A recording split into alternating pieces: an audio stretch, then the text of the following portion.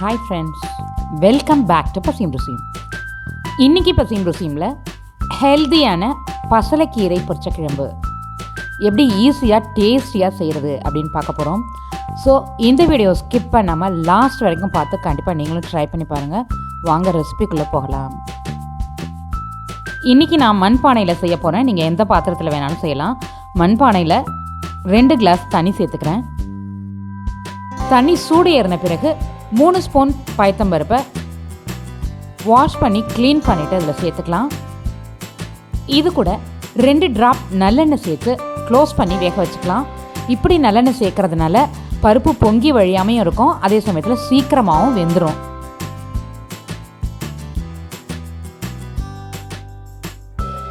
பருப்பு இந்த அளவுக்கு வெந்தால் போதும், ரொம்ப கூழாக வேகணும்னு அவசியம் இல்லை. இது கூட நம்ம வாஷ் பண்ணி க்ளீன் பண்ணி கட் பண்ணி வச்சுருக்க பசலைக்கீரையை சேர்த்துக்கலாம். கூட்டுக்கு தேவையான அளவு உப்பு சேர்த்துக்கலாம். கூடவே 1 ஸ்பூன் சாம்பார் மிளகாய் தூள் சேர்த்துக்கலாம். சேர்த்து நல்லா மிக்ஸ் பண்ணி விட்டு க்ளோஸ் பண்ணி வேக வச்சுக்கலாம். பசலைக்கீரை ரொம்ப சீக்கிரமாக வெந்துடும். ஸோ ஜாஸ்தியாக வேக விட்டோன்னா சாப்பிட முடியாது, நல்லா இருக்காது. அதனால் பார்த்து கரெக்டாக பதமாக வேக வச்சு எடுத்துக்கணும்.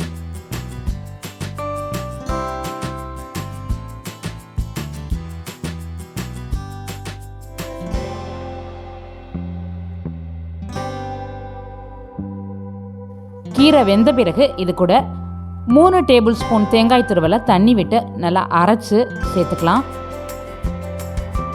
கூடவே 2 கிளாஸ் தண்ணி சேர்த்து நல்லா மிக்ஸ் பண்ணி விட்டு தேங்காய் பச்சை வாசம் போகிற வரைக்கும் கொதிக்க வச்சுக்கலாம். ஸ்டவ்வை சிம்மில் வச்சுக்கணும். இந்த டைமில்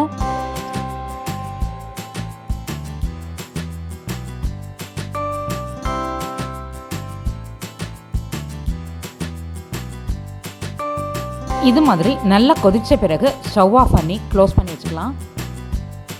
1/2 ஸ்பூன் ஆயில் சேர்த்துக்கலாம்.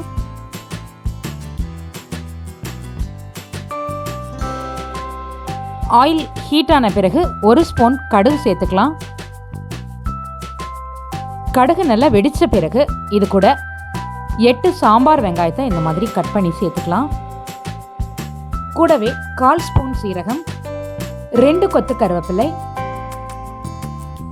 நறுக்கின பச்சை மிளகாய் 1 சேர்த்து ஃப்ரை பண்ணிக்கலாம்.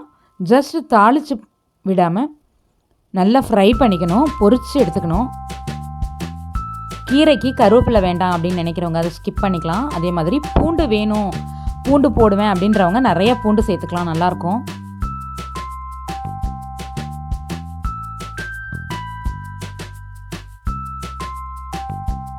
இந்த அளவுக்கு ஃப்ரை ஆன பிறகு இது கூட ஒரு 1/2 ஸ்பூன் உளுத்தம்பருப்பு சேர்த்துக்கலாம்.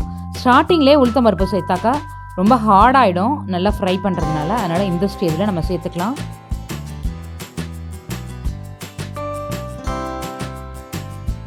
நல்லா ஃப்ரை ஆயிடுச்சு. இதை நம்ம இறக்கி வச்சுருக்க குழம்புல சேர்த்துக்கலாம்.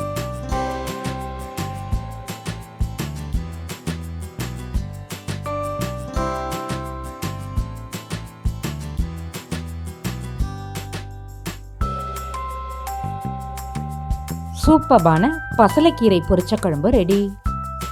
சுட சுட ஒயிட் ரைஸில் இதை போட்டு நெய் போட்டு சாப்பிட்டோம்னா ரொம்ப ரொம்ப சூப்பராக இருக்கும்.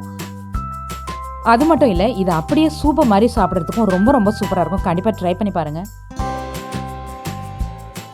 இந்த வீடியோ உங்களுக்கு பிடிச்சிருந்தா லைக் பண்ணுங்கள், ஷேர் பண்ணுங்கள். இந்த வீடியோக்கு கீழே உங்களுடைய கருத்துக்களை பதிவிட மறந்துடாதீங்க. வணக்கம்.